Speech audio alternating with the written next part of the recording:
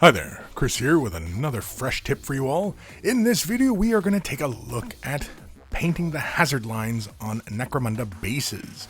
So as you can see here, we have a base from Necromunda, and it has been primed using Lead Belcher Spray Prime from GW.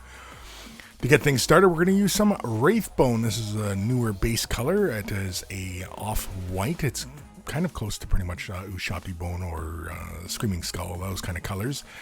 Going to use our brush here, thin it down with just the dampness of our brush, and begin applying it on top of where we want to have the hazard line marking, as it were. So we're just going to basically just kind of section off this little area here, just very carefully, and begin applying it. And again, because I have the paint thinned down ever so slightly, we are going to have to apply more than one coat. And I believe I applied just shy of 3 coats. Nice and smooth, got a nice smooth finish. Contrast Ayenden yellow is next. I'm going to use our brush here, a fairly generous amount onto the bristles, as you can see, and we just basically apply it onto the surface. Now with the contrast, because of the nature of the way they work, they don't sit on top of flat surfaces all that nicely. You do see the brush strokes very apparent. So really quickly here, I just clean the brush off, just really with the dampness, and draw the excess off, but I'll concentrate most of my brush strokes on one side as to build up a bit of a highlight section. And because of the dampness of the brush, it thins out the color, and actually we use that kind of action to our advantage, giving us a slight little texturing on the area as it gives us, some color variation in the area. Using green painter's tape here to mask off the area.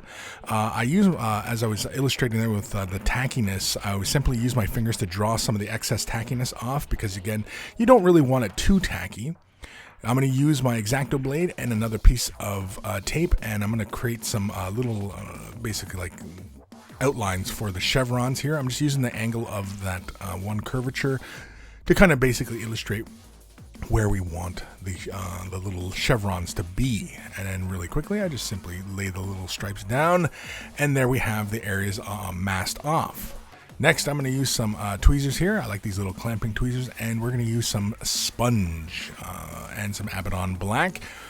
This kind of sponge here can be found in most hardware stores in the painting section for finishing brushes. If you don't have these kinds of sponges, they usually come in metal miniature packages. They used to come all the time in GW packs, but they don't anymore. But you can find the stuff fairly readable. Here you can see I'm basically using a stippling motion to create the black onto the surface. I'm leaving some of that yellow down on one side. I'm concentrating most of the black on one end and leaving just a little bit of the yellow peeking through. And again, this is going to create some of the wear and tear afterwards.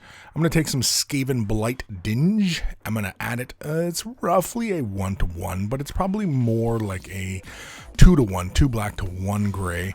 I'm going to use that, and I'm going to concentrate again that heavily where I laid the most of the black down on the one end of it, and it's just kind of going for a bit of a highlighting.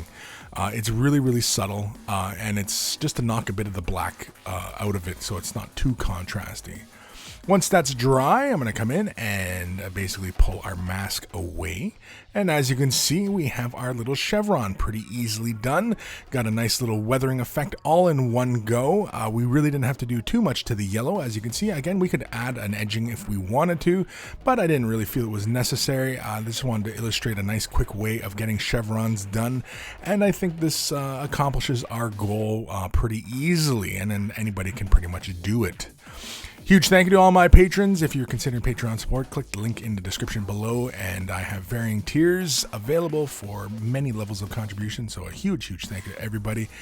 And thank you for watching, and take care of those brushes. They will take care of you.